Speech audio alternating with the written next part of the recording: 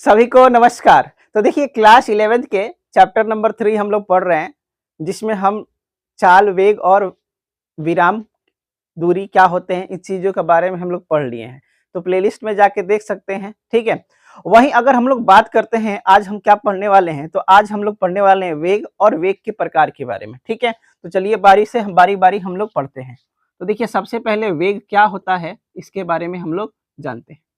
तो देखिए वेग क्या होता है, किसी भी वस्तु किसी भी या किसी वस्तु के विस्थापन किसी वस्तु के विस्थापन में परिवर्तन किसी वस्तु के विस्थापन में परिवर्तन की दर को उस वस्तु का वेग कहते हैं।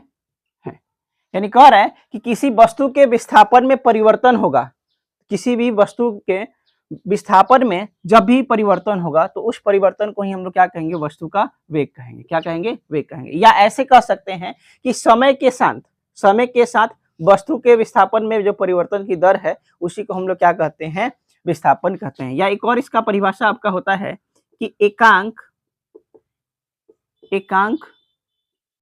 समय में वस्तु के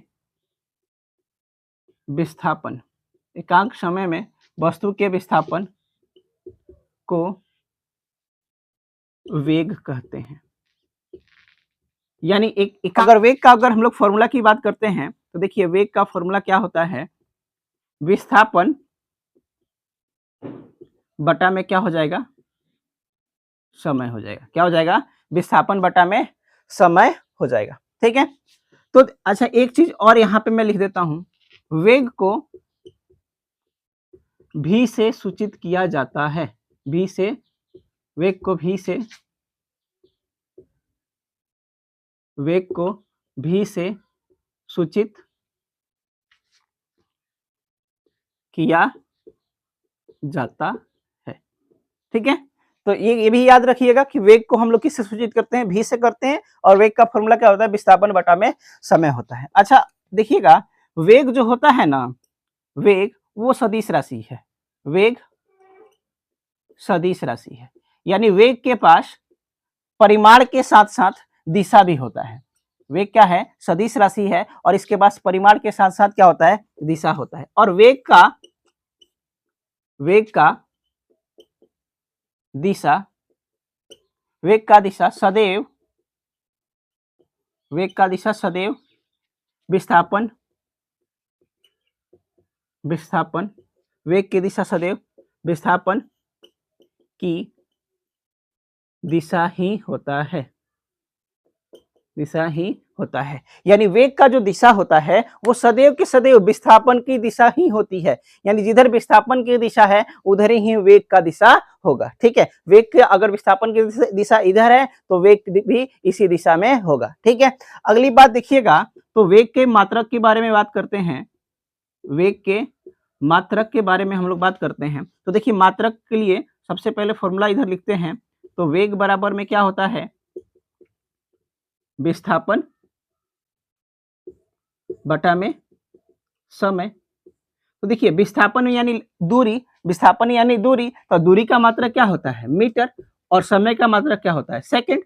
तो वेग यानी वेग v इक्वल टू में कितना आ जाएगा, मीटर प्रति सेकंड आ जाएगा। वेग का मात्रक क्या निकल गया हमारे पास, मीटर प्रति सेकंड निकल गया। वहीं अगर हम लोग इसकी विमा के बारे में बात करते हैं तो विमा देखिए क्या होता है, वेग इक्वल टू में क्या आया है, विस्थापन बटा में समय, और विस्थापन यानी दूरी, और दूरी का बीमा क्या होता है, दूरी का बीमा होता है आपका L, और समय का बीमा होता है T। तो क्या आ जाएगा, वेग का बीमा L T माइनस का 1, ये हो गया आपका वेग का बीमा, ठीक है। वहीं अगर हम लोग बात कर तो वेग का बीमा हमारे पास क्या आ गया, LT माइनस 1 आ गया। वेग का मात्रक क्या आ गया, मीटर प्रति सेकंड आ गया। वेग क्या है आपका, एक सदिश राशि है, और वेग का फॉर्मूला क्या होता है, वेग इक्वल टू में विस्थापन बटा में समय होता है। ठीक है, तो इतना का स्क्रीनशॉट ले लीजिए।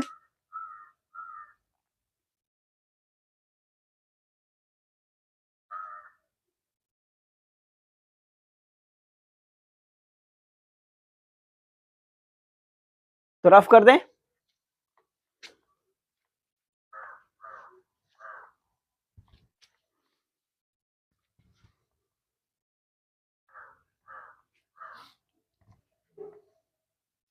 अब हम लोग बात करेंगे वेग के प्रकार के बारे में, वेग के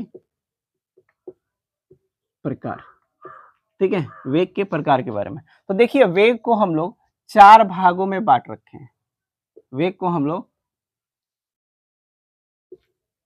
4 भागों में बांट रखे हैं। पहला है आपका एक समान वेग, क्या है, एक समान वेग। दूसरा है आपका असमान वेग, दूसरा क्या है, असमान वेग है। और तीसरा का क्या है आपका औसत वेग है। चौथा क्या है, तात्क्षणिक वेग है। यानी वेग को हमने 4 भागों में बांट रखा है। पहला एक समान वेग, दूसरा असमान वेग, तीसरा औसत वेग और आपका चौथा है तात्क्षणिक वेग। तो अब बात करते हैं हम लोग एक समान वेग का। एक समान वेग, तो देखिए एक समान वेग हमेशा याद रखिएगा एक सीधी लाइन या सीधी सड़क के बारे में बात करेगा। यानी जब भी हम सीधी रेखा पे गमन करेंगे तो वहीं पे आपका एक समान वेग उत्पन्न हो सकता है, नहीं तो टेढ़ी मेढ़ी गति करेंगे तो वहां पे नहीं होगा। ये बात हमेशा याद रखिए, जब एक सीधा हम लोग रास्ता पर गमन करेंगे तभी हमारा एक समान वेग उत्पन्न हो सकता है। ठीक है, तो देखिए एक समान वेग क्या कहता है। सबसे पहले थोड़ा सा एक हम लोग बात करते हैं उदाहरण से। इधर मैं क्या ले रहा हूं, विस्थापन ले रहा हूं, ठीक है, और इधर मैं क्या ले रहा हूं, समय ले रहा हूं। तो समय को मैं सेकंड एस से लूंगा और इसको मीटर में ले रहा हूं। ठीक है, अब देखिएगा पहले वस्तु का समय 0, तो ये भी 0 था, फिर ये 2, ये 4 हो गया, फिर ये आपका 8 हुआ, तो ये आपका कितना था, 4 ही हुआ। फिर ये अगर 6 हो गया तो ये आपका 12 हो गया, अगर ये 8 हुआ तो ये आपका 16 हो गया।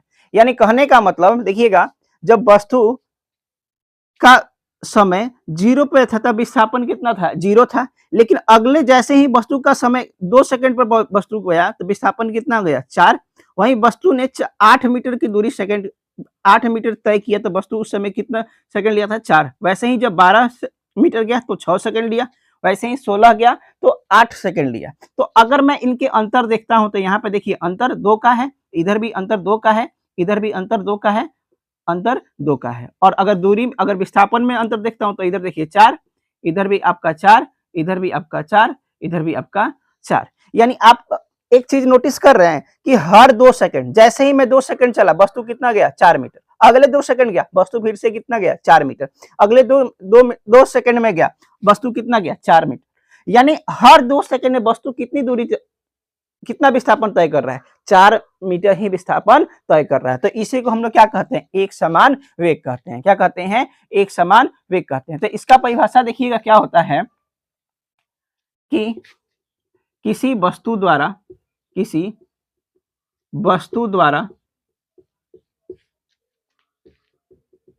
समान समय में, किसी वस्तु द्वारा समान समय में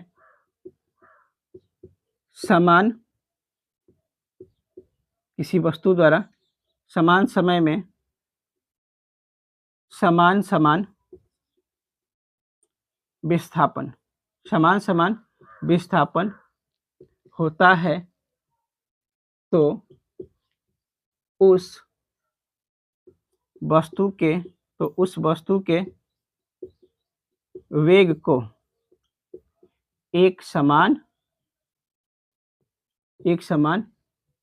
वेग कहते हैं। यानी क्या कह रहा है कि किसी वस्तु द्वारा समान समय में समान समान विस्थापन हो रहा है तो उसी को हम लोग क्या कहते हैं, एक समान वेग कहते हैं। ठीक है, अगर इसका ग्राफ के बारे में बात करते हैं विस्थापन और समय के, तो इधर देखिए विस्थापन और इधर आपका क्या हो गया, समय। तो हमेशा याद रखिएगा एक सीधी लाइन बनेगी, यानी विस्थापन और समय, हम एक समान वेग के लिए अगर ग्राफ बनाते हैं विस्थापन और समय के बीच में, तो हमें क्या दिखाई देगा, एक सीधी रेखा बनती हुई दिखाई देगी। ठीक है, तो इतना स्क्रीन का स्क्रीनशॉट ले लीजिए।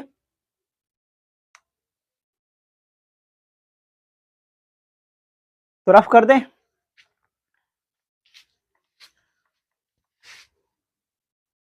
तो देखिए अब हमें क्या पढ़ना है, असमान वेग। क्या पढ़ना है, असमान वेग पढ़ना है।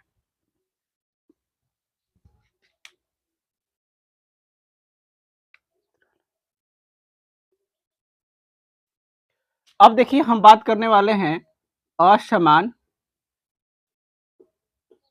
वेग के बारे में। तो असमान वेग के देखिए क्या होता है कि जब कोई कोई वस्तु समान समय अंतराल समान समय अंतराल में समान समय अंतराल में असमान विस्थापन तय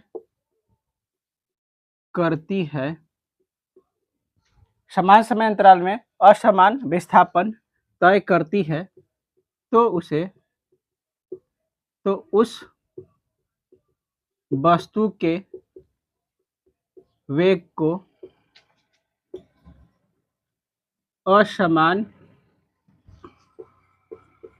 वेग कहते हैं।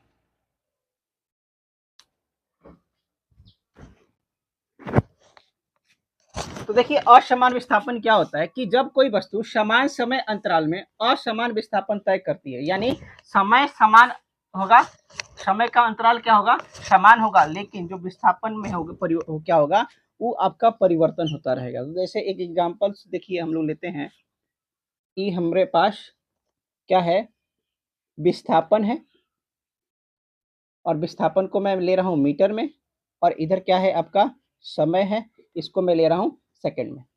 तो अब इधर देखेंगे कुछ ले रहे हैं, अगर मैं विस्थापन इस समय क्या है, 0 है, तो वस्तु का विस्थापन भी 0 है। जब वस्तु का 2 सेकंड वस्तु चला तो वस्तु का विस्थापन हो गया 2। ठीक है, अगले 2 सेकंड वस्तु चला, अगले 2 सेकंड कोई वस्तु चला तो अब विस्थापन हो गया 8। अगले 2 सेकंड वस्तु चला तो विस्थापन हो गया 16।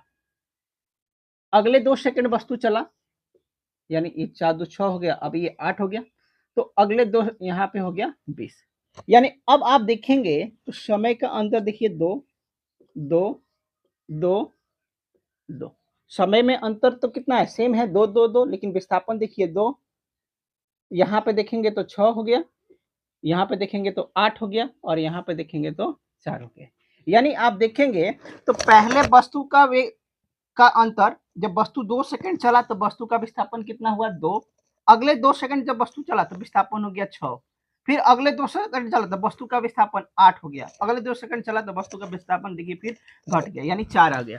तो कहने का मतलब समान समय अंतराल में असमान विस्थापन हो रहा है। क्या हो रहा है, असमान विस्थापन हो रहा है, तो इसी को हम लोग क्या कहते हैं, असमान वेग कहते हैं। ठीक है, तो स्क्रीनशॉट ले लीजिए।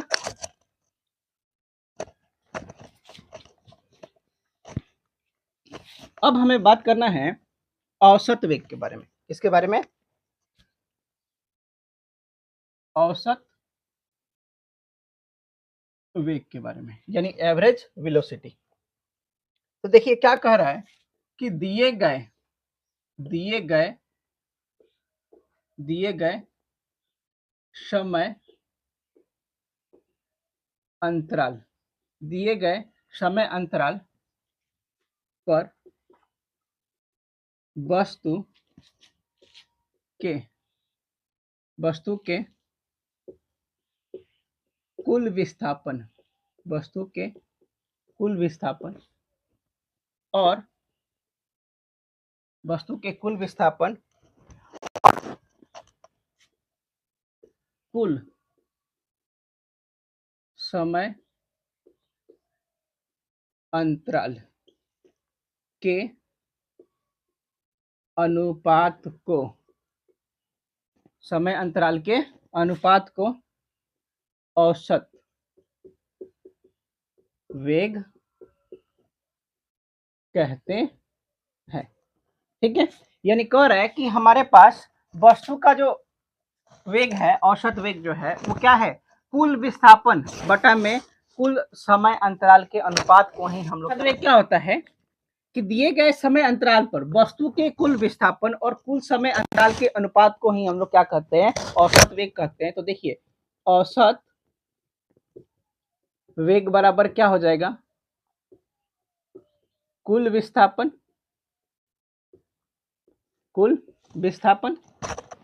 और बटा में क्या हो जाएगा, कुल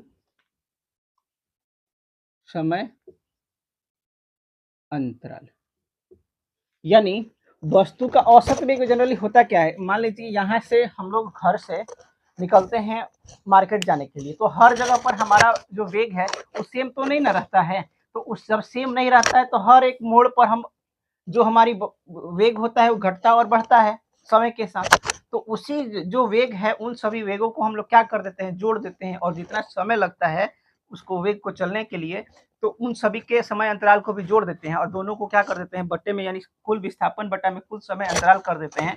तो हमारे पास क्या आ जाता है, वस्तु का औसत वेग आ जाता है। ठीक है, यानी यात्रा में जितना भी यात्रा में जितने भी विस्थापन है उन सभी का जोड़ बटे में उन विस्थापनों में चले गए समय का कुल योग को हम लोग क्या कहते हैं, औसत वेग कहते हैं। ठीक है, वहीं तात्क्षणिक वेग की बात करते हैं।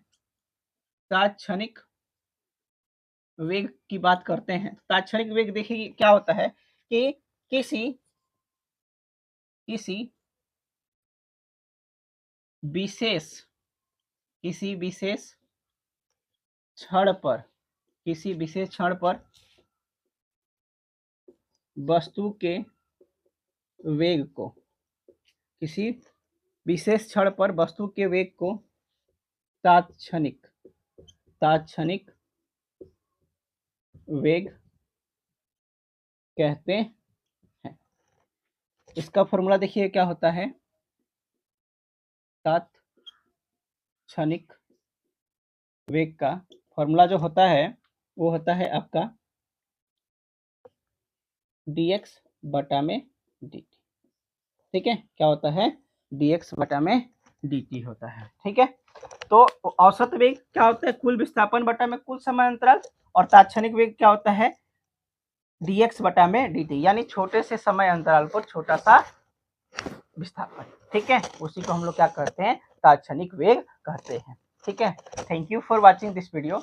और वीडियो आपको अच्छा लगा है तो कमेंट करके हमें बताइए, और जो भी गलती हुआ है वो हमें कमेंट करके बताइए। और साथ ही साथ जब अच्छा लगा है तो लाइक कीजिए, सब्सक्राइब कीजिए और ज़्यादा से ज़्यादा लोगों को शेयर कीजिए ताकि हम और भी अच्छे कंटेंट ला सकें। ठीक है, तो मिलते हैं हम लोग अगले वीडियो में।